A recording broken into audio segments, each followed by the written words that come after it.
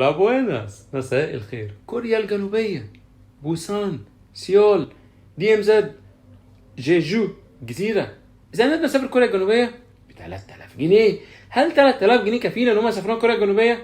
عملنا الفلبين وشفنا زي نسافر الفلبين تقريبا ب 12000 جنيه. وريتكم روت بورتو برنسيسا وسيبو، وزي طلعنا إلى أوساكا، ورحنا كيوتو، ورحنا هيروشيما، ورحنا طوكيو. يلا بينا نطلع نشوف كوريا الجنوبيه. يبقى كده عملنا الليله دي كلها تقريبا 18 20000 جنيه، ممكن اكتر ممكن اقل. نشوف ازاي نعملها. نفسه يسافر، يلا بينا نعمل الرحله دي. الرحله دي مهمه قوي قوي قوي قوي لكل الناس نفسها تسافر تشوف العالم في الصيف. الرحله دي ليكو، مش جروب. الرحله دي مش طالعه جروب، الرحله دي طالعه هديه ليكو. يلا بينا نشوف ازاي كوريا عشان ما اطولش عليكم. سافر الى كوريا الجنوبيه. فيزا كوريا الجنوبية اونلاين، لازم نقدم في السفارة، والحساب البنكي لازم يكون مختوم من البنك المركزي، ده البنك بتاعنا هو اللي بيعمله، والفيزا ب $40 تدفع بالدولار.